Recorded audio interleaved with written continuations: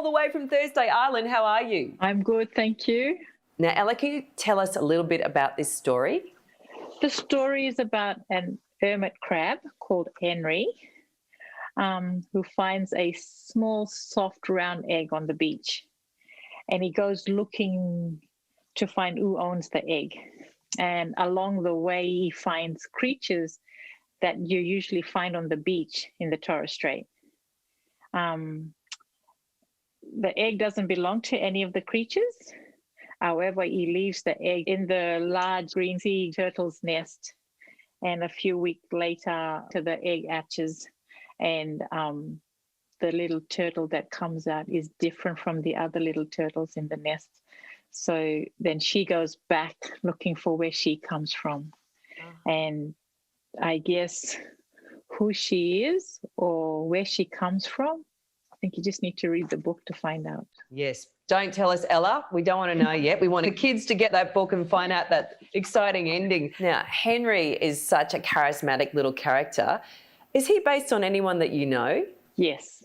So Henry the hermit crab actually is a bit like me, and I like exploring the beaches and when I find strange objects or especially bottles, I actually Google where they come from and see how the bottle landed, like on that beach, or if some strange object. So that's where I kind of came up with Henry. He's a bit of a loner.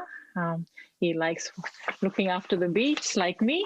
So he kind of resembles me in the story. Now, you grew up on Thursday Islands without any technology. How has this influenced your writing? As a child, I read. My favorite stories were the famous fives. Like, I would just imagine that was me going on the adventures with these little kids. So it made me explore. I read a lot of books, but I like to explore and listen to empty spaces. Like, I just like sitting around and, places where you could just do the echo, the coo-wee, and hear your voice. And I'd listen to all of that. And that's where my imagination grew. I would draw shapes with my fingers or the clouds or things like that. And as I got older, I started to write expressions onto paper. And then I found technology. So I love technology. I still love being by myself out there on the beach.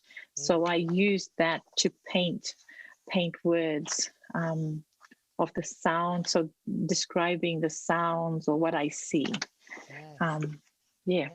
Makes sense? Yeah. Yeah, I'm just jealous of your lifestyle. It sounds so perfect. Now, this series is about Queensland stories by Queenslanders for little Queenslanders. How important was it for you to bring the story of of Thursday Island experience to young Queenslanders? I guess stories they influence children. So I wanted to give children an opportunity to see what it was like growing up on TI or in the Torres Strait, and just so I could promote some of the language words that we use for creatures that people see all the time on the beach.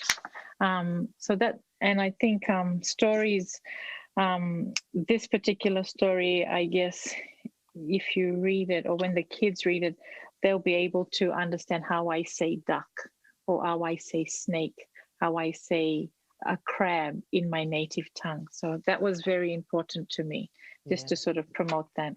Yeah. And finally, what does it mean to you to be part of this special series? I'm privileged and it's an honor to actually see it published and to have worked with SLQ, First Life Forever team on the process, and then actually seeing the books, smelling the new books was like, it's an awesome honor. I feel really privileged to be part of this series. Actually see my name on the book is awesome. Well, congratulations, because it's an absolutely gorgeous book. It's lovely to meet you, and thanks for joining us from Thursday Island. Thank you. Thank you for inviting me, and thank you for publishing my book. Bye.